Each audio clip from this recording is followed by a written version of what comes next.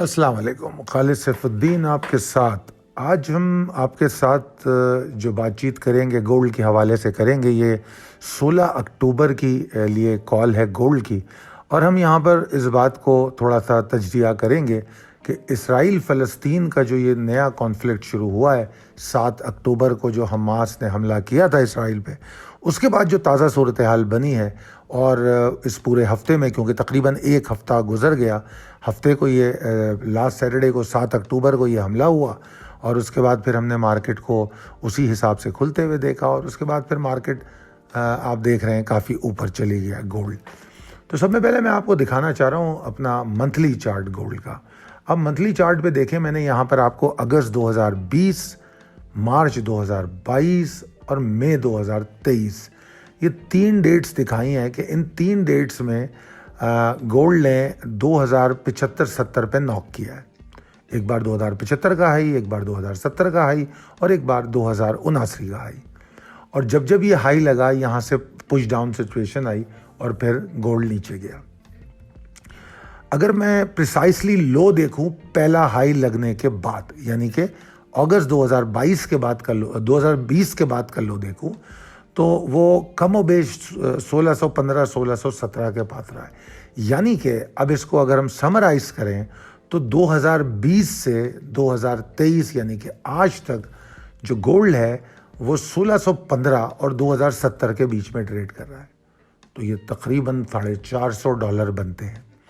तो $450 के करीब एक रेंज बनती है मंथली चार्ट पे जिसमें ट्रेड हुआ, जिसमें अगर फिर थोड़ा सा प्रिसाइसली देखें तो फिर आपको नज़र आएगा कि ऐसा ज़रूर हुआ, मगर साथ साथ ये भी बात आपको देखने को मिलेगी कि बेशक वो इस रेंज में ट्रेड हुआ, मगर अगर प्रिसाइसली हम देख रहे हैं तो 2000 के नीचे नीचे ज़्यादा ट्रेड हो रहा है। 2000 के नीचे नीचे ज़्यादा ट्रेड हो रहा है। ठीक है जी। और जो लो देखते हैं हम, वो तो 3 मुतवातर महीनों में लगा। ठीक है ना। और वो महीने भी यहाँ पर आपके सामने इंडिकेट किए हुए हैं, सितंबर, अक्टूबर, नवंबर 2022। ठीक है जी। ये 3 महीने जिसमें लो लगा। अगर इन 3 महीनों को छोड़ के हम ज़्यादा सिचुएशन की बात करें, क्योंकि 2020 से अगर हम महीने कैलकुलेट करें तो 21, 22, 23, यानी कि ये 21, 22, 23 24 महीने, और ये अक्टूबर चल रहा है, तो तकरीबन 26 महीने बन जाते हैं। तो 26 महीनों में से अगर मैं ये 3 महीने निकाल दूं और फिर मज़ीद प्रिसाइसली देखूं, तो फिर मैं ये देखता हूं कि ये 1700 के ऊपर ट्रेड हो रहा है। तो अब प्रिसाइस मूवमेंट इसकी क्या बन रही है, 2000 से लेकर, या 2000 ही ले लें, 2000 से लेकर 1700 के बीच में गोल्ड पिछले 26 महीनों से ट्रेड हो रहा है। अब आप चलें अगली स्लाइड पर। अगली स्लाइड में मैंने वीकली चार्ट दिखाया है, और उसमें लेटेस्ट हाई दिखाया है 2079 का, जो कि अप्रैल 2023 में बना। और मैंने यहाँ ये बताने की कोशिश की है कि 1805 का लो है, यानी कि इस हाई बनने से पहले और इस हाई बनने के बाद 1805 नहीं टूटा। जो लोग हमारी कॉल्स को फॉलो कर रहे हैं तो उनको पता है अच्छी तरह कि 1809 और 1811 से हमारी उम्मीदें वाबस्ता थी, और हम इस सपोर्ट को एक्सपेक्ट कर रहे थे कि यहाँ पे गोल्ड को सपोर्ट मिल सकती है 1809 और 1811 का जो एरिया था। तो यहाँ पर हमने आपको वीकली चार्ट में ये दिखाया, और जो अहम चीज़ दिखाने की कोशिश की है, अगर आप देखेंगे कि 2 कैंडल्स को बॉक्स में दिखाया गया है दाएं जानिब वाले वीकली चार्ट में, वो बेसिकली 1 वीक की मूव बताई गई है। यानी कि ये जो अभी वीक क्लोज हुआ है, इसमें गोल्ड $100 ऊपर गया है। इतनी बड़ी मूव इससे पहले मार्च 2023 में हमने देखी थी, जब $122 मूव हुआ था। ठीक है जी। और मैं उसको अगर अलग करके देखूं तो शायद वो मुनासिब नहीं होगा, इसलिए कि उससे पहले के जो 2 हफ्ते हैं वो भी बहुत बुलिश है। ठीक है ना।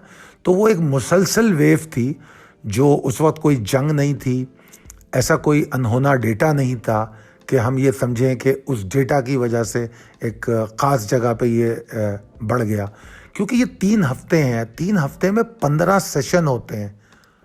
तो कोई भी खबर हो या डेटा हो, उसको नॉर्मलाइज होने में कुछ टाइम लगता है।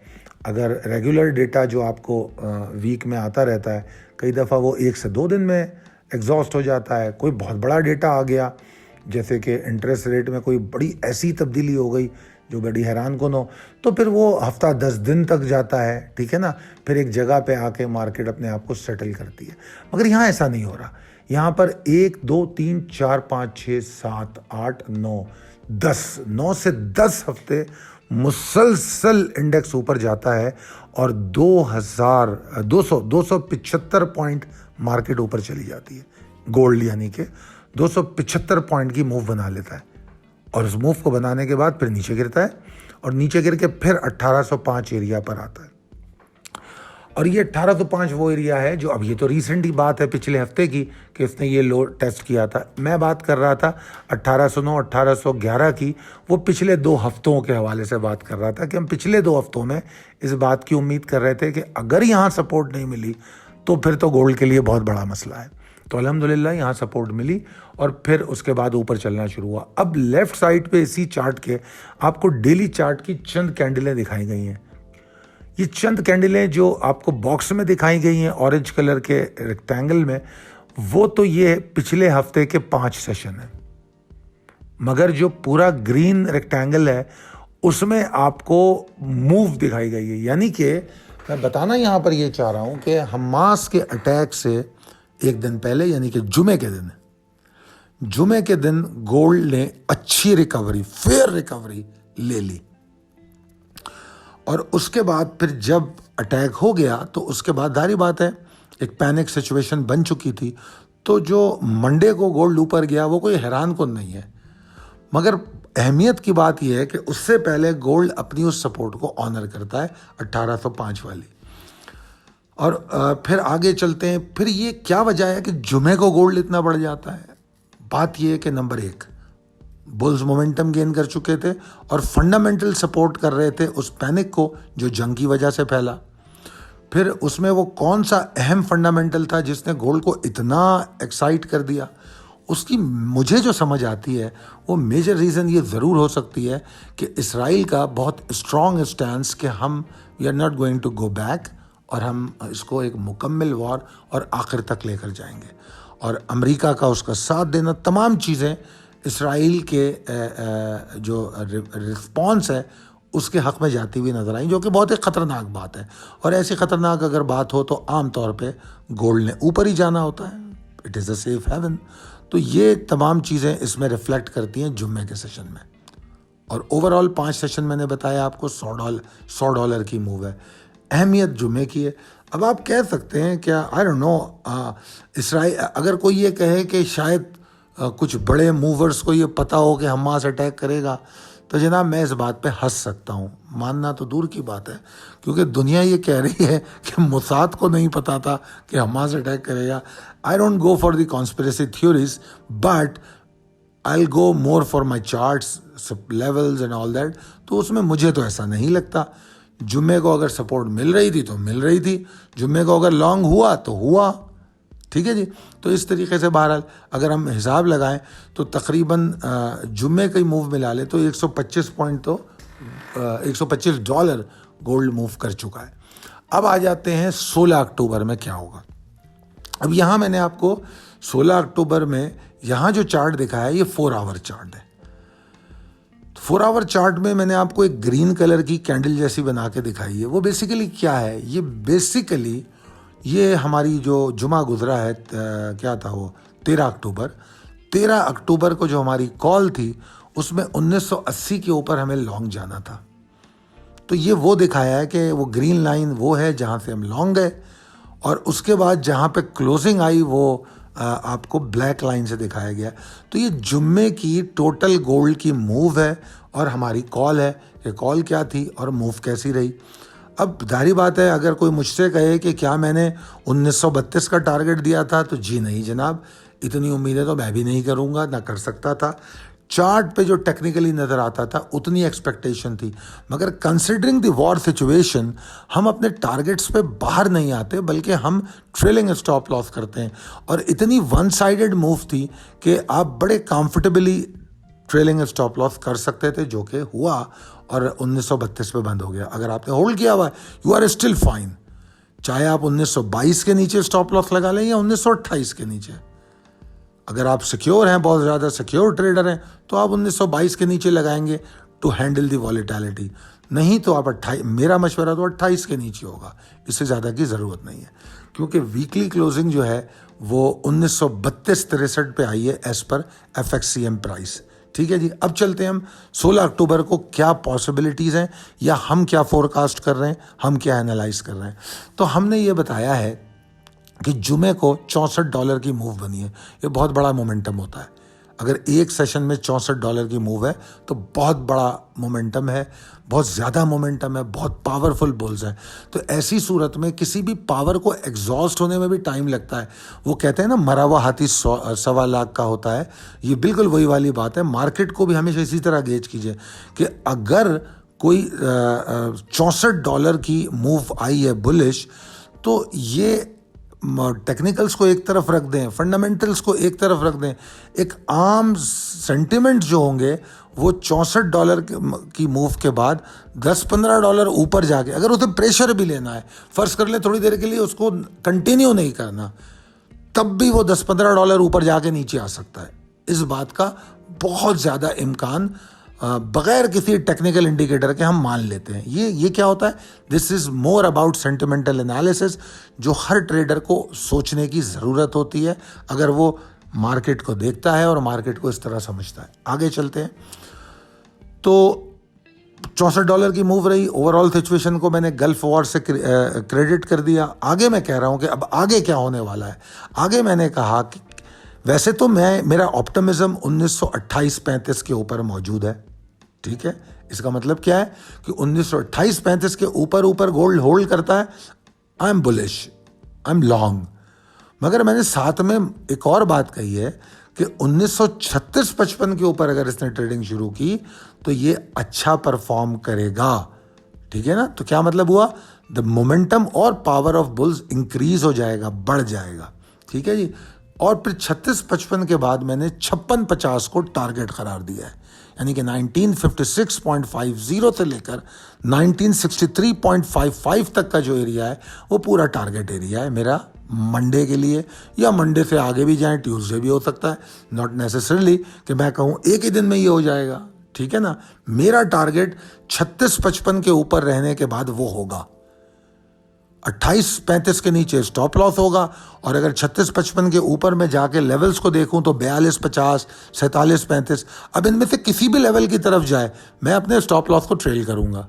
ऐसा नहीं है कि मैंने बाय कर लिया या मैं 36-55 पे स्टॉप लॉस या 28-35 पे स्टॉप लॉस लगा के आंखें बंद करके बैठूंगा कि 56 पे जाएगा तो माल बेचूंगा और स्टॉप लॉस वही 28 पे खड़ा हुआ है। अगर वो 1942 से या 1947 से वापस आ गया तो मुझे क्या फ़ायदा मिला? तो to ensure the earned gain, जो हमने कमा लिया है, जो हमने जीत लिया है, उसके लिए हम ट्रेलिंग स्टॉप लॉस का इस्तेमाल करते हैं। तो लिहाजा मैंने इसमें आगे लिखा है कि मैं चाहता हूं कि हर कोई लेवल बाय लेवल मूव करे। अब यहां पर मैंने एग्जॉशन की बात की है। एग्जॉशन के बारे में मैं ये कहूँगा, जिस तरह अभी मैंने $64 का जिक्र किया कि इतनी बड़ी मूव बनी है तो कम से कम $10-15 तो ऊपर जाएगा। तो इसी तरीके से इसका दूसरा सिनेरियो ये भी है कि भाई अगर $64 की मूव बनी है और अगर $10-15 नीचे आ गया तो इसको कोई बड़ा डैमेज नहीं होने वाला। बात यह है कि गोल्ड का वॉलेटिलिटी बैंड बड़ा हो गया, स्प्रेड बड़ा हो गया। अगर इसकी मैं $64 की 50% रिट्रेसमेंट की बात करूं तो $32 बनते हैं। तो $32 का मतलब क्या हुआ? $1900। 1932 की क्लोजिंग है, यानी कि $1900 तक तो 50% रिट्रेसमेंट होती है। तो लिहाजा अब इस बात को जहन में रखना होगा कि अगर रिट्रेस भी करता है, एग्जॉस्ट भी करता है, और अगर थोड़ा सा थकावट भी आती है तो अच्छी खासी हो सकती है। तो भाई मैं अपने $32 क्यों खोऊंगा? बिल्कुल भी नहीं। इसलिए मेरा स्टॉप लॉस तो 28-35 पे है। हाँ, मैं ये करूँगा, अगर कोई एग्जॉस्शन आती है तो मैं वहाँ पे सपोर्ट ढूंढ के दोबारा लॉन्ग करूँगा। That is going to be my strategy going long on dip again. मौजूदा सिनेरियो में मैं शॉर्ट ऑन स्ट्रेंथ को अवॉइड करूंगा या शॉर्ट को अवॉइड करूंगा। स्कैल्पर वाला शॉर्ट ऑन स्ट्रेंथ तो बिल्कुल हो सकता है, 56-50 के पास हो सकता है या किसी भी रेजिस्टेंस के पास। That is always allowed to those who understand sentiments and trend of the market. वो स्कैल्पर्स हैं, वो $5-5, $8-8, $4-4 की, क्योंकि अभी स्कैल्पर भी जो है ना वो $1-2 पे ट्रेड नहीं करेगा। स्कैल्पर भी जो है $6-7 पे करेगा, क्योंकि वॉलेटिलिटी बैंड बढ़ा है। एवरेज ट्रेडिंग जो पॉसिबिलिटी जो है मूव ऑफ द गोल्ड है वो बढ़ चुकी है। अब ये आहिस्ता आहिस्ता करके वापस नॉर्मल होगी। जैसे अभी $64 की एक दिन में मूव बन गई, अगर पिछले सेशन देखें तो वो भी बड़े सेशन थे। तो अब ये जो मूव वापस आएगी, ऐसा थोड़ी है रोजाना $64 बढ़ेगा। अब जब ये वापस होगा तो 64 से 40 होगा, 40 से 20 होगा, 20 से 12-15 रेगुलर उस पर आ जाएगा, जो रेगुलर मूव होती है $12-15। ठीक है जी। तो लिहाजा मैंने ये कहा कि 1922-55 के नीचे मुझे लिमिटेड डिप्रेशन या एग्जॉस्शन लगती है, जिसको हम करेक्शन भी कह सकते हैं। मंदी नहीं कह रहे, मंदी बिल्कुल नहीं कह रहे, मंदी की हम बात ही नहीं कर रहे। फिर उसके बाद मैं कह रहा हूँ कि जो मजीद एग्जॉस्शन है, जिसको प्रॉपर एग्जॉस्शन कह सकते हैं, वो 1908, 75, 1907, 65 के नीचे। अब ज़रा इमेजिन कीजिए कि अभी जो थोड़ी देर पहले मैं एक आपको एवरेज बता रहा था कि 50% करेक्शन 1900 पे जाके होती है, तो ये कमोबेश 1908 वही एरिया बनता है। 50 से तो थोड़ा ऊपर है, 42-45 है, मगर exactly it's not a Fibonacci level, तो इसलिए ज़रूरी नहीं है वो एक्यूरेटली 1900 पे हो। ठीक है जी। तो बहरहाल 1908-75 के नीचे वो करेक्शन को कंफर्म कर देगा और फिर वहाँ से करेक्शन कंफर्म होगी, फिर वो टाइम नीचे गुजारेगा, ऊपर जाने में थोड़ा टाइम लेगा, मोमेंटम गेन करेगा, फिर ऊपर जाएगा। नीचे आखिर में लेवल्स दिए हुए हैं जो हमेशा आपके काम आते हैं ट्रेलिंग स्टॉप लॉस के लिए या अपनी बिटवीन द लेवल ट्रेड करने के लिए। और ये जो मैं बेसिकली आपको चार्ट दिखा के ये चीज़ें समझाई हैं, लाइनें लगा के समझाई हैं, एरो लगाए हैं, ताकि आप हर चीज़ प्रिंट हो जाए आपके दिमाग पे, और जब आप ट्रेड कर रहे हो अगर यही तरीक़ेकार को अपनाएंगे, क्योंकि मेरे ट्रेडर बग़ैर लाइन लगाए जो लेवल मैंने दिए, अब आप देखिए लेवल तो मैंने 10-12 दिए हैं नीचे लेवल्स की लाइन में, मगर जो लेवल कमेंट्री में इस्तेमाल हुए हैं, कमेंट्री के अंदर जो लेवल इस्तेमाल हुए हैं, उन पर मैंने लाइनें लगाई हैं। आप नोटिस कीजिए, 1907 वाला नहीं लगाया क्योंकि वो बहुत नीचे है। आई डोंट वांट दैट, उससे पहले मैं निकल जाऊंगा ऑब्वियसली, क्योंकि मैं तो 28-35 के नीचे स्टॉप लॉस लेने की बात कर रहा हूँ। ज़्यादा से ज़्यादा 22-55 के नीचे तो ऑब्वियसली मैं निकल जाऊंगा, इसलिए मैंने वो लेवल नहीं दिखाया, वरना मैं 1922 के नीचे का भी लेवल लगाऊंगा। आमतौर पर हम जब मार्केट क्लोज होती है उसके 3-4 लेवल नीचे और 3-4 लेवल ऊपर लाइनें लगा लेते हैं। ग्रीन लाइनें ऊपर वाली लगाते हैं, रेड लाइनें नीचे वाली लगाते हैं, और जिन लेवल्स का तस्करा कमेंट्री में होता है उन लाइनों को निस्बतन थिकर कर देते हैं, ताकि अंडरस्टैंडिंग रहे दौराने ट्रेडिंग कि कौन सी लाइन ज़्यादा अहम है। जो थिकर लाइन है वो हमेशा मेरे दिमाग में रहती है कि यार ये थिकर, इट मीन्स के इट हैज़ मोर पावर। तो अगर आप लोग भी इस तरीक़ेकार को फॉलो करेंगे तो मैं समझता हूँ शायद आप बेहतर ट्रेड करेंगे। हम तो काफ़ी अरसे से ये काम कर रहे हैं और इसी तरह करते हैं, आगे भी इसी तरह जारी रखेंगे। तो जनाब, अगर आपको सीखना और समझना हो, जानना हो ये कैसे हो रहा है, तो हमारा जूम सेशन, ऑनलाइन वर्कशॉप्स, ये तमाम चीज़ें चलती रहती हैं, ये रूटीन का हिस्सा है। या हमारी कोई सर्विसेज लेना चाहते हो आप डेली कॉल्स की, और अब इंटरनेशनल मार्केट में तो हम दौराने मार्केट भी अपडेट कर रहे होते हैं कि अब अगर दूसरी ट्रेड बन रही है, तीसरी ट्रेड बन रही है, क्योंकि we believe on multiple trading and short term trading. हम लेके बैठने वाला काम नहीं करते। हमारी रोज़ाना की कॉल 99.9% उसी दिन क्लोज होती है, अगले दिन के लिए हम लेके नहीं जाते। अगर आप हमारी इन सर्विसेज में इंटरेस्टेड हो तो 0345 619 0443 पर रब्ता कर सकते हैं। बहुत शुक्रिया। अल्लाह हाफ़िज़।